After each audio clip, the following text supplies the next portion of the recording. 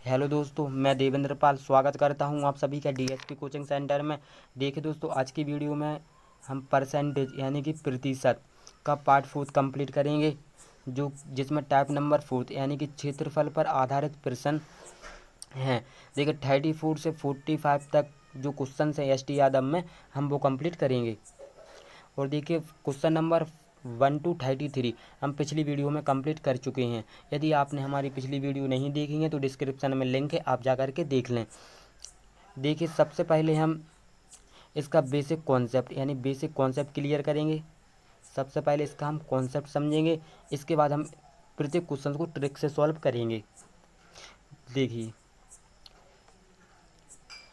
क्षेत्रफल पर आधारित प्रश्नों के लिए कुछ महत्वपूर्ण तत्व, यानी जो क्षेत्रफल पर आधारित प्रश्न हैं उनके लिए कुछ महत्वपूर्ण यानी कि पॉइंट हैं जिनको हमें याद में रखना है। देखिए पॉइंट नंबर फर्स्ट, क्षेत्रफल द्विविमीय गुणनफल होता है। पहली बात तो आपको ये दिमाग में रखनी है कि जो क्षेत्रफल होता है वह द्विविमीय गुणनफल होता है। देखिए यदि एक विमा में प्रतिशत वृद्धि या कमी करके दूसरी विमा में प्रतिशत या वृद्धि की कमी की जाए तो क्षेत्रफल में प्रतिशत परिवर्तन होगा। कहने का तात्पर्य यह है कि यदि हम क्षेत्रफल की एक विमा में वृद्धि करें या कमी करें तो दूसरी विमा में भी वृद्धि या कमी होगी। जिसके लिए देखिए जो पार्ट फर्स्ट में हम यानी जो पिछली वीडियो में हम फॉर्मूला पढ़ चुके हैं वही फॉर्मूला इसमें यूज होगा। देखिए पॉइंट नंबर सेकंड देखते हैं। वृत्त की त्रिज्या, व्यास और परिधि, इन तीनों में से किसी भी एक को x प्रतिशत बदला जाए। कहने का तात्पर्य यह है कि त्रिज्या, व्यास और परिधि, यदि इनमें से हम त्रिज्या को बदलते हैं तो हमारा व्यास भी बदलेगा और हमारी परिधि भी बदलेगी। यदि हम व्यास को बदलते हैं तो हमारी त्रिज्या भी बदलेगी और परिधि भी बदलेगी, और यदि हम परिधि को बदलते हैं तो हमारा व्यास भी बदलेगा और त्रिज्या भी बदलेगी। जैसे कि हम इसको एग्जाम्पल से देखते हैं। यदि त्रिज्या को 10% बढ़ाया गया तो व्यास भी 10% बढ़ेगा और हमारी जो परिधि है परिधि भी 10% ही बढ़ेगी। इसी प्रकार देखिए यदि व्यास को 20% घटाया जाता है तो त्रिज्या भी 20% घटाई जाएगी और परिधि भी 20% घटाई जाएगी। देखिए अब हम क्वेश्चन सॉल्व करेंगे, क्वेश्चन में हमारे सारे डाउट क्लियर हो जाएंगे। देखिए यदि एक घन का प्रत्येक सिरा 50% बड़ा कर दिया जाए तो उसकी सतह का क्षेत्रफल कितने प्रतिशत बढ़ जाएगा। देखिए हम पहले बता चुके हैं आपको कि यदि क्षेत्रफल यानी जो क्षेत्रफल होता है वह द्विविमीय गुणनफल होता है। यदि एक विमा उसका बढ़ेगा तो दूसरा विमा भी उतनी ही प्रतिशत बढ़ेगा जितना प्रतिशत एक विमा बढ़ेगा। इसमें जो एक विमा बढ़ रहा है यानी कि एक सिरा 50% बढ़ रहा है तो दूसरा सिरा भी 50% ही बढ़ेगा। जैसे कि देखिए हम सॉल्व करते हैं इसको। 50%, जो 50% को सबसे पहले हम भिन्न में बदलेंगे, भिन्न में बदलेंगे तो आ जाएगा इसकी जो वैल्यू आ जाएगी 50% की वह आ जाएगी 1/2। इसका एक सिरा 50% बढ़ा तो दूसरा भी 50% ही बढ़ेगा।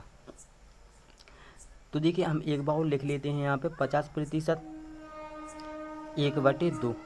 जब एक बड़ा यानी बढ़ता है तो क्या करते हैं हम जोड़ते हैं, हर में अंश को जोड़ते हैं। कहने का तात्पर्य यह है कि पहले था 2 अब हो गया 3। इसी प्रकार ये भी बढ़ेगा हमारा, जब एक बढ़ा तो दूसरा भी बढ़ेगा। पहले था 2 अब हो गया 3। अब इनका कर लेंगे हम गुणा। देखिए 2 दूनी 4, 3 तिरका 9। देखिए जो ए वाला मान होता है, ए होता है हमारा पहला मान यानी पहला, और जो इस तरफ का मान होता है ए आता है हमारा नया वाला मान। यानी पहले था 4 अब हो गया 9। कितनी की वृद्धि हुई, कितना बड़ा, 5 बड़ा, तो 5 को लिख लेंगे हम ऊपर, और जो पहले वाला मान होता है यानी प्रारंभिक मान होता है उसको लिखते हैं हम नीचे। तो 4 हमारा पहले वाला मान, इसको लिखेंगे हम नीचे, और प्रतिशत के लिए कर देंगे हम 100 से गुणा। सॉरी यहाँ पे टच हो गया वो। देखिए 4 से इसको हम सिंपली काट देंगे, ये कटेगा हमारा 25 बार। अब देखिए इनका मल्टीप्लाई हो जाएगा, 25 बना 125, यानी ऑप्शन नंबर बी हो जाएगा इसका हमारा राइट आंसर। देखते हैं क्वेश्चन नंबर 35। देखिए एक वर्ग की लंबाई और चौड़ाई में क्रमशः 30% तथा 20% की वृद्धि की गई। तदनुसार इस प्रकार बने आयत का क्षेत्रफल उस वर्ग के क्षेत्रफल से कितना ज़्यादा हो जाएगा। देखिए, पहले 30% की वृद्धि की गई, इसके बाद 20% की वृद्धि की गई। देखिए, 30% को सबसे पहले हम भिन्न में बदलेंगे। 30% को हम भिन्न में बदलेंगे तो आ जाएगा हमारा 3/10। यहाँ पे वृद्धि की बात हो रही तो हम हर में अंश को जोड़ देंगे। मतलब यह है कि पहले था 10 लेकिन वृद्धि के बाद हो गया 13। हमने हर में अंश को जोड़ के लिख दिया तो वृद्धि के बाद हो गया 13। अब देखिए 20% की वृद्धि हो रही, 20% को भिन्न में बदलेंगे। इसका जो भिन्नात्मक मान होता है वह होता है 1/5। देख, वृद्धि की बात हो रही यानी बढ़ने की बात हो रही तो हम जोड़ देंगे जैसा हमने इसमें किया था। यानी पहले था 5, अब हो गया 6। अब इनका कर लेंगे हम गुणा। देखिए, 10 का गुणा 5 में करेंगे आ जाएगा हमारा 50। 13 का गुणा हम 6 में करेंगे, 13 × 78। मैंने बताया था ए होता है पहले वाला मान, ए होता है नया मान। देखिए, पहले था 50, अब हो गया 78। कितने की वृद्धि हुई? 28 की वृद्धि हुई।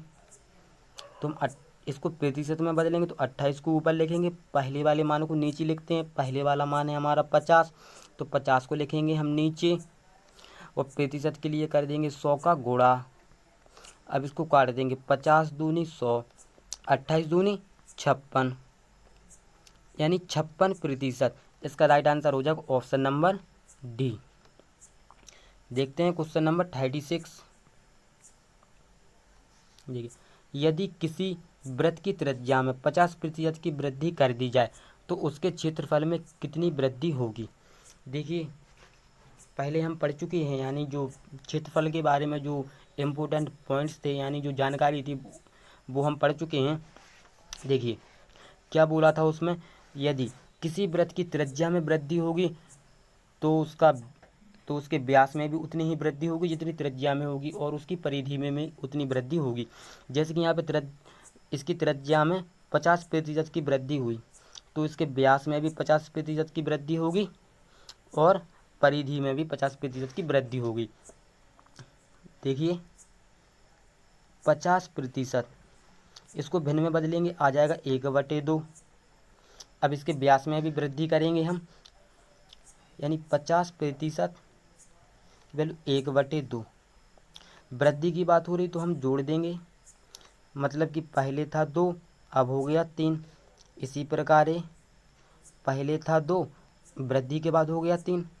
अब इनका कर लेंगे हम गुणा, 2 दूनी 4, 3 तिरका 9। देखिए, पहले था 4, अब हो गया 9, यानी वृद्धि के बाद हो गया 9, बढ़ने के बाद हो गया 9। कितना बड़ा? 5। तो हम 5 को लिखेंगे ऊपर और पहले वाले मान को लिखते हैं हम नीचे, यानी जो प्रारंभिक मान होता है, प्रारंभिक मान हमेशा नीचे लिखा जाता है तो हम लिखेंगे नीचे और गुणा कर देंगे हम 100 का। 4 से इसको काट देंगे, 1 का 25 बार, 25 पंजे 125।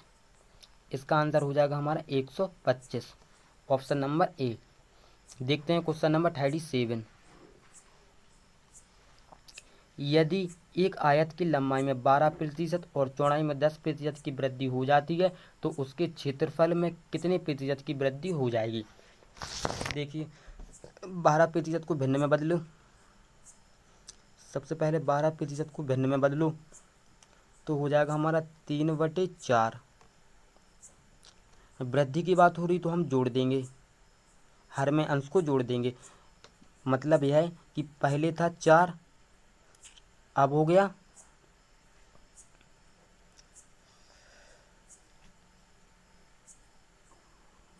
4, सॉरी यहाँ पे 3/4 नहीं होती इसकी वैल्यू, 12% की वैल्यू। देखिए, यहाँ पे मिस्टेक हो गया, सॉरी।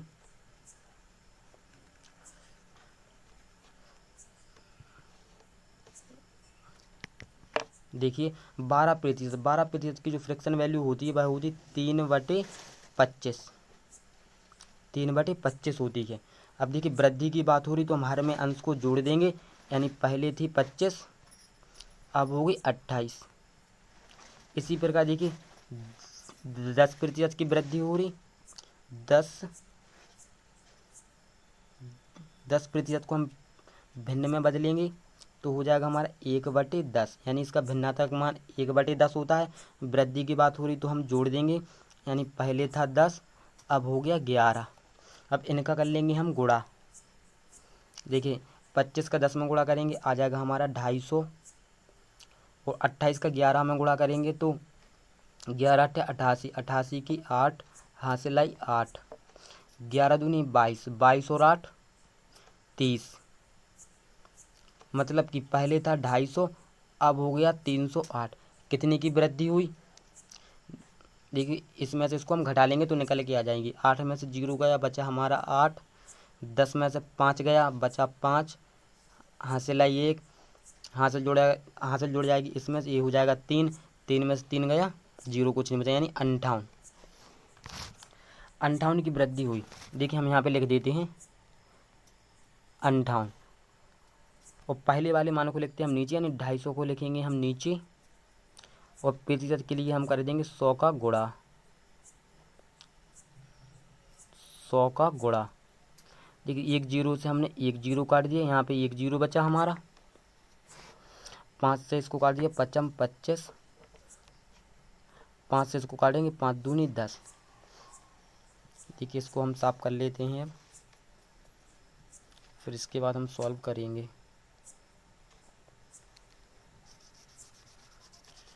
यहाँ पे इसको हम साफ कर लें, फिर इसके बाद इसका आंसर निकालेंगे।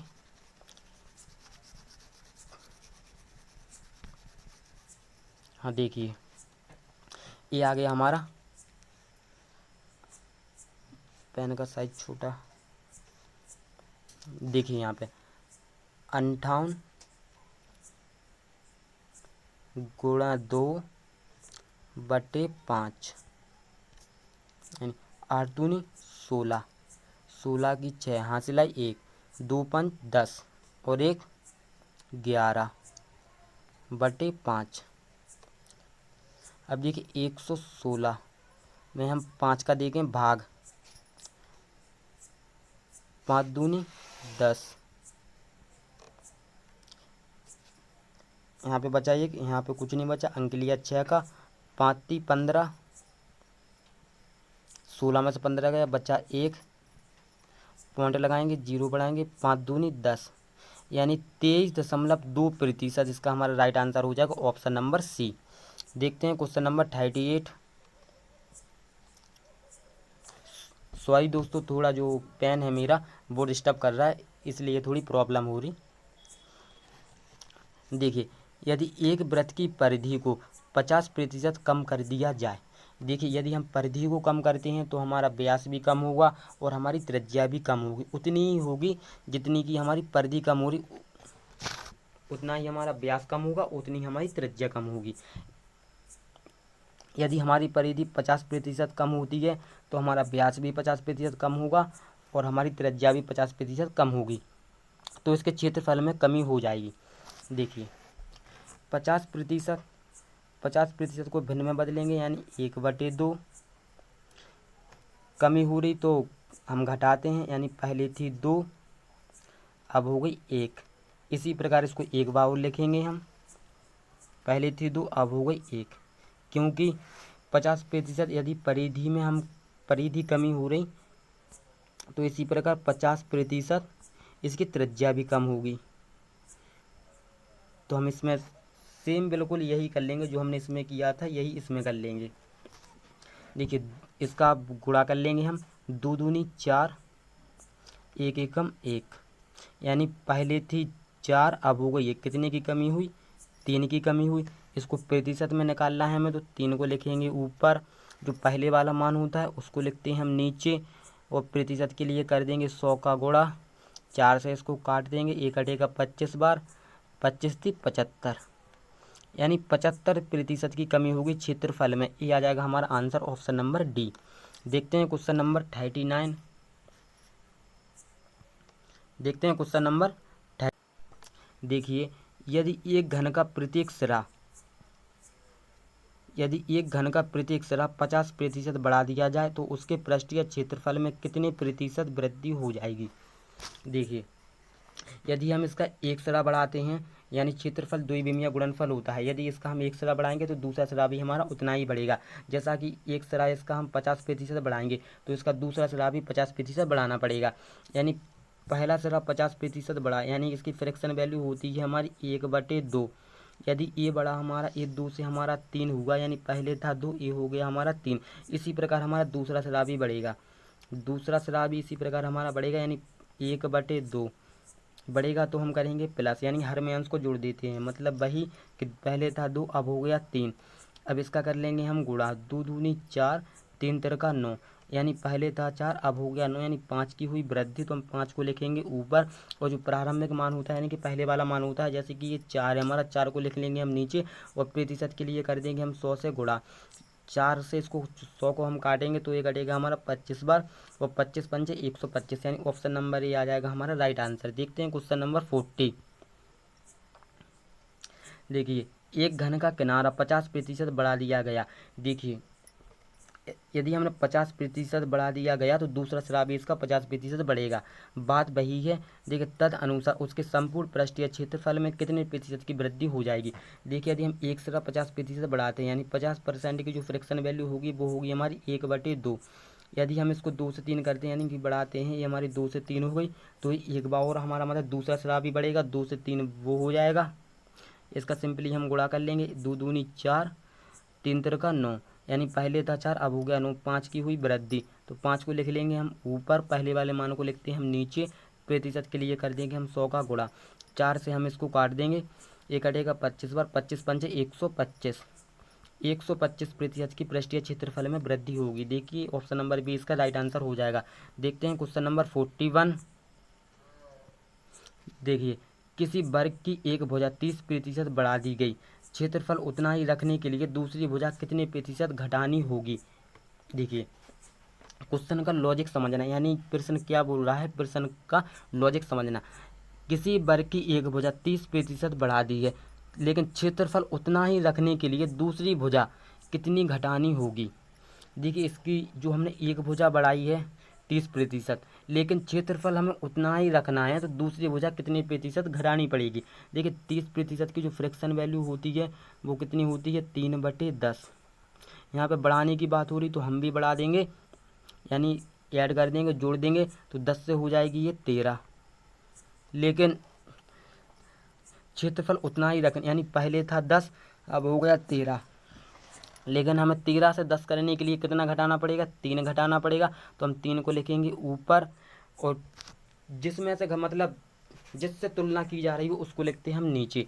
यहाँ पे 13 से तुलना की जा रही है, यहाँ पे 13 से तुलना की जा रही है, 13 को लिखेंगे हम नीचे, और गुणा कर देंगे हम 100 का। ये गुणा कर देंगे हम 100 का, ये हो जाएगा हमारा 300/13। अब 13 का भाग हम 300 में देंगे। देखिए, 13 का भाग हम 300 में देंगे तो 13 दूनी 26, 30 में से 26 गया, बचा 4, अंक लिया 0 का, 13 थी 39, बचा 1। देखिए, जो शेषफल होता है मिश्र प्रश्न में बदलते हैं, शेषफल को हम ऊपर लिखते हैं, और जो भाज्य होता है वो नीचे आ जाता है, और जो भाग पर निकल के आता है वो यहाँ पर आ जाता है। 23 सही 1/13, ये हो जाएगा हमारा right answer, option number A. देखते हैं क्वेश्चन नंबर 43। देखिए, यदि किसी वर्ग के प्रत्येक कोण को दोहरा कर दिया जाता है उसके क्षेत्रफल में कितने प्रतिशत की वृद्धि होगी। देखिए, यहाँ पे हमें संख्या नहीं दी गई है तो हम मान लेंगे 100। यदि हम 100% यानी कि दोहरा कर रहे हैं, यानी इसको वृद्धि कर रहे हैं, इसमें हम बढ़ा रहे हैं, तो हमारा मतलब दूसरा सिरा भी इसका बढ़ेगा। जब पहला हमारा 100 बढ़ेगा, यानी 100% की जो फ्रैक्शन वैल्यू होती है वो होती है 1/1, यानी पहले थी 1 लेकिन वृद्धि हो गई, फिर हो गई है 2, यानी पहले थी 1 वृद्धि होने के बाद हो गई 2। इसी प्रकार दूसरा सिरा भी बढ़ेगा, पहले था 1 अब हो गया 2। देखिए, मल्टीप्लाई कर लेंगे इसका, 1 एकम 1, 2 दूनी 4, यानी पहले था 1 अब हो गया 4, कितना बड़ा 3 बड़ा। 3 को ऊपर लिखेंगे, पहला वाला मान लिखते हैं हम नीचे। पहला वाला मान क्या है हमारा 1, तो इसको लिखेंगे हम नीचे और गुणा कर देंगे प्रतिशत के लिए हम 100 का, तो ये हो जाएगा हमारा 3 का मल्टीप्लाई 100 में करेंगे तो आ जाएगा हमारा 300, यानी 300% की वृद्धि होगी। ऑप्शन नंबर डी इसका राइट आंसर हो जाएगा। देखते हैं क्वेश्चन नंबर 44। देखिए, एक आयत की लंबाई एवं चौड़ाई क्रमशः 20 मीटर और 15 मीटर है।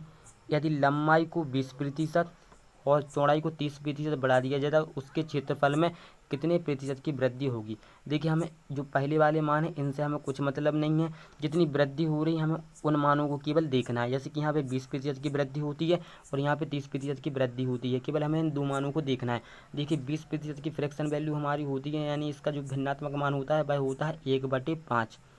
देखिए, वृद्धि की बात हो रही है यानी बढ़ाने की बात हो रही, तो हम प्लस करते हैं यानी हर में अंश को जोड़ते हैं।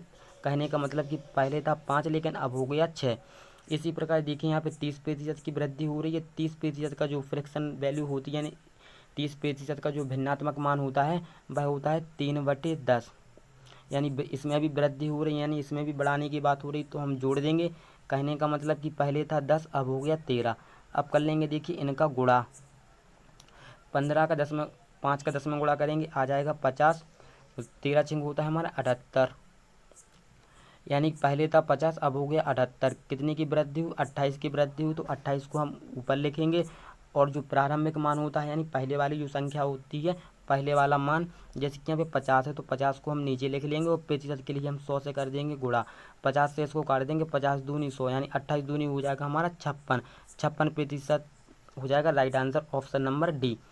देखते हैं क्वेश्चन नंबर 45।